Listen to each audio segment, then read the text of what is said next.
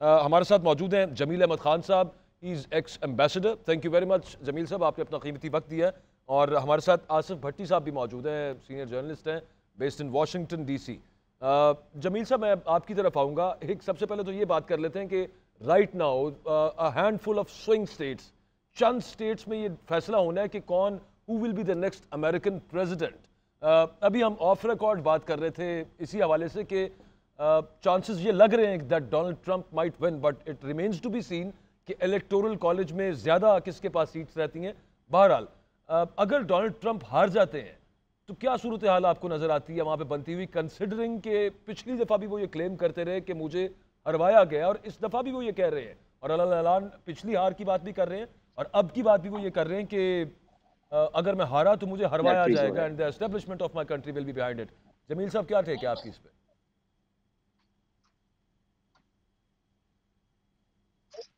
हाँ साहब, आवाज आ रही है आपको? मेरा ख्याल है जमील खान साहब को ऑडियो नहीं आ रही। प्रोड्यूसर साहब जरा वो देखें आप।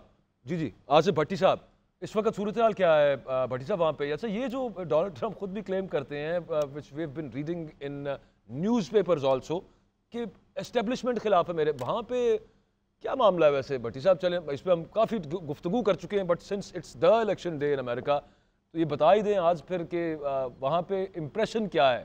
What kind of establishment is it? कितना रोल हो सकता है उनका, या होता है इस तरह के मामलात में, जितना इलेक्शंस के हवाले से कहा जा रहा है अमेरिका में?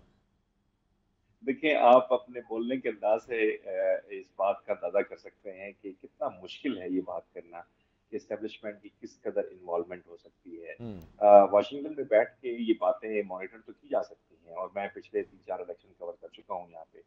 मुझे सबसे ज्यादा हैरत ये होती है कि बड़े खामोश अंदाज में ये सारा काम होता है।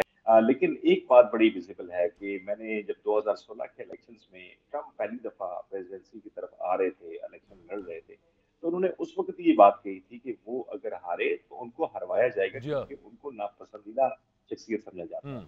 लेकिन वो प्रेसिडेंट बन गए, और बहुत लेट आवर्स में जाके मिशिगन के नताज ने सारा कुछ बदल दिया। इसी तरह 2020 में बड़ा दिलचस्प सूरत हाल हुई कि जब वो ये समझते थे कि वो इलेक्शन जीत रहे हैं, लेकिन जैसे उनको एहसास हुआ तो कैंपेन के आखिरी last leg of his campaign he claim कि मुझे एस्टेब्लिशमेंट जो है हरा रही है, और वो राइट। हार गए। हाँ। उसके बाद उन्होंने, आप देखा, ऐवान में यहाँ पे जो है पार्लियामेंट के ऊपर, कैपिटल हिल के ऊपर हमला हुआ। ये बहुत संजीदा मामला था। हाँ। आपको याद होगा जी जी। कि अकबर साहब, एक अखबार ने, अफ्रीकन अखबार ने लिखा कि इस दिस बनाना रिपब्लिक, एक हम्म। तस्वीर लगा के वहां पे ट्रंप की चढ़ाई कर रहे थे जब वो कैपिटल हिल की ऊपर।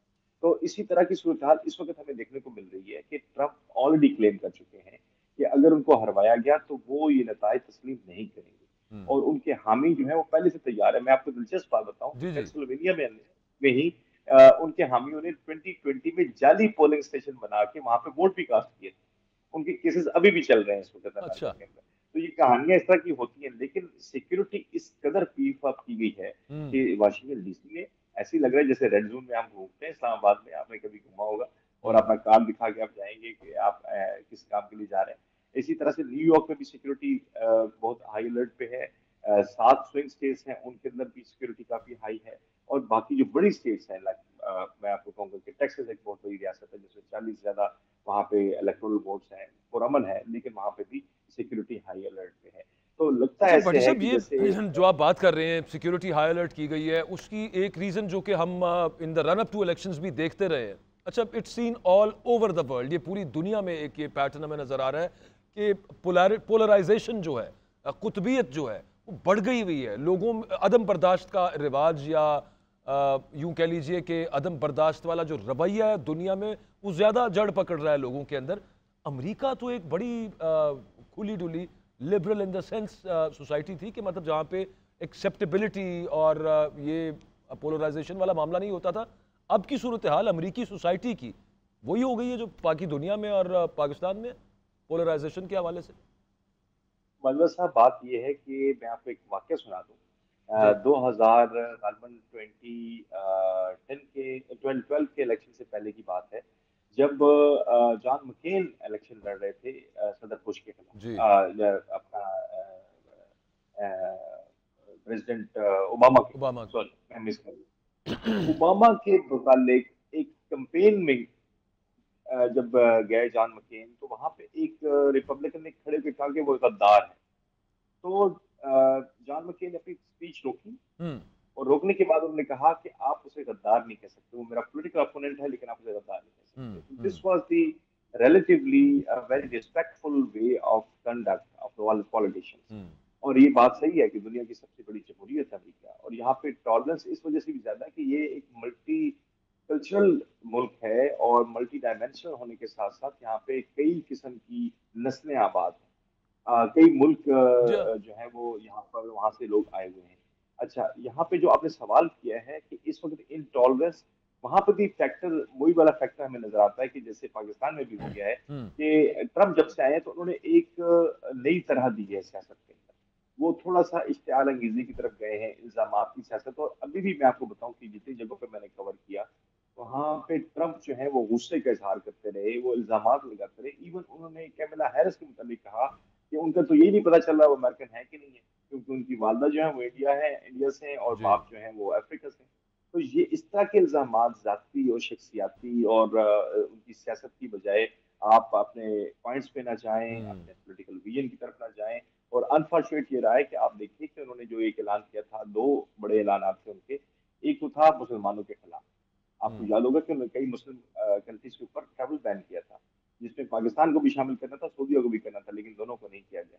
उसके बाद उन्होंने इमिग्रेंट्स के खिलाफ, आपने देखा, दीवार खड़ी करनी शुरू की यहाँ पे मैक्सिकन बॉर्डर के ऊपर, और बच्चों को माओ से अलग करके केजेस में डाला गया, जी। और वहां पे उनको कैद कर दिया गया। इसके बाद आप अभी देखें तो वो फिर कह रहे हैं कि मैं वही काम करूंगा और मैं इमिग्रेंट्स को यहाँ से निकाल दूंगा। हम्म। हालांकि ये मुल्क इमिग्रेंट्स का है। यहाँ पे जितनी डेवलपमेंट हुई है अमेरिका के अंदर, बड़ी इंडस्ट्री की, मैं ये नहीं कहता कि बड़ी इंडस्ट्री नहीं है, लेकिन ज्यादा आपका जो इन्हिसार है वो चाइना के ऊपर है।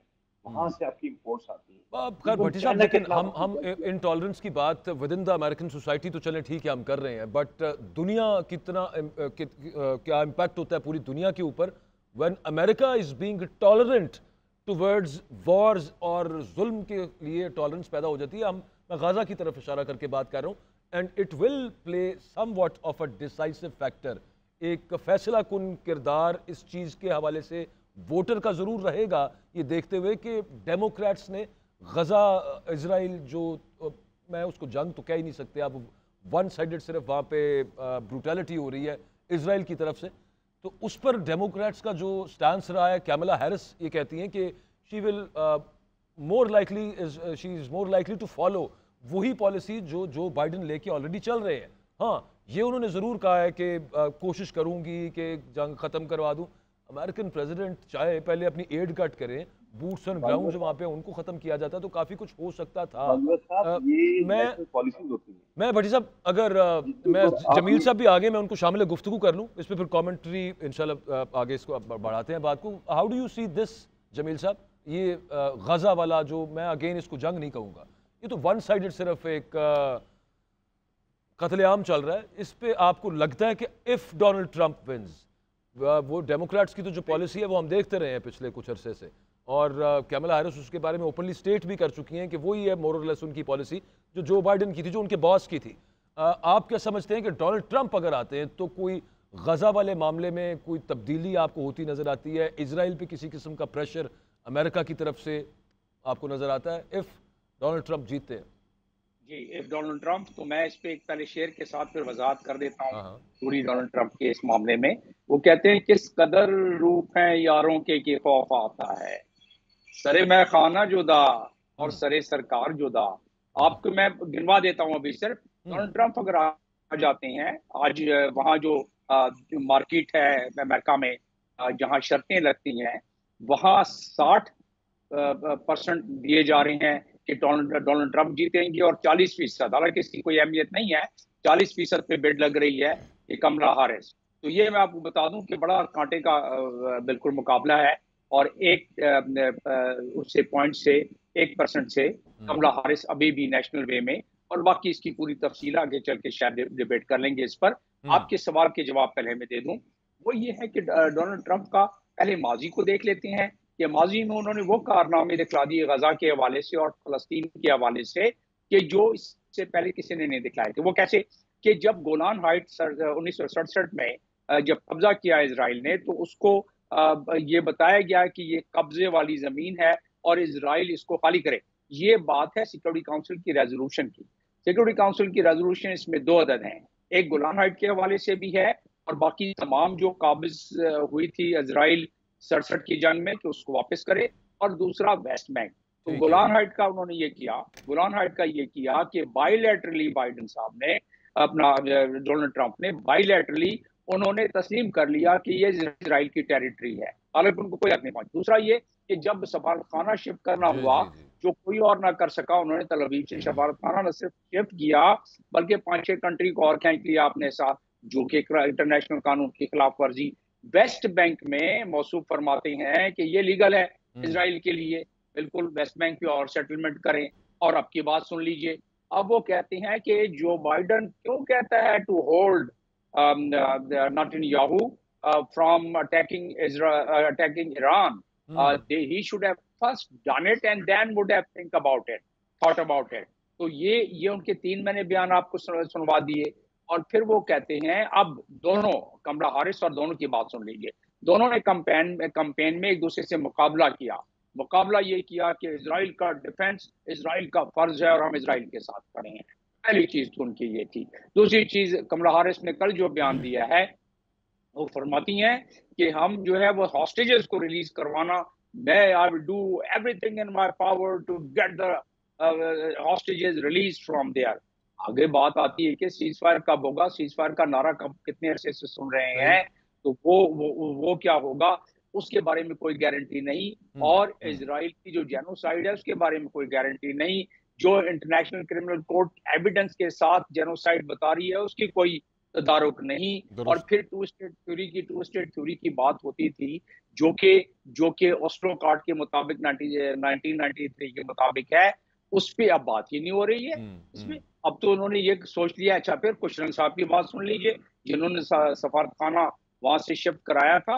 वो कहते हैं कि जी ये तो गजा को बिल्डोज कर देना चाहिए, फ्रंट जो सी फ्रंट है ये, इसको बिल्कुल लेवल कर देना चाहिए। तो आप अंदाजा करें कि अब कंपेयर कर लेते हैं कमला हारिस और डोनाल्ड ट्रंप, अगर इन दोनों में से कौन आता है तो क्या होगा। कमला हारिस की पॉलिसी का हमें पता है, डेमोक्रेट्स की पॉलिसी का पता है कि 8,500 टन बम और बारूद उन्होंने भेज दिया। जब वो पीस की यहाँ टॉक कर रहे थे जो बाइडेन साहब व्हाइट हाउस में, तो उस वक्त जहाज लादे जा रहे थे C-130, जिसपे कि आर्म्स और एमुनिशन सप्लाई किया जा रहा था। तो ये सारी चीजें रेटरिक जो है अवाम के सामने पेश की जा रही थी इलेक्शन कैंपेन के बारे में। आखिरी बात इस ज़मन में मैं ये कर लूं कि वहाँ ज्यादा जानते हैं आसिफ भट्टी साहब कि वहाँ जो इजरायली लॉबी है, उस पर एक किताब बड़ी खूबसूरत है जॉन मेयर शैमिल की, जिसमें इजरायली लॉबी जिस लिहाज से पूरे माशरे और तमाम इंस्टीट्यूशन में सराहत कर गई है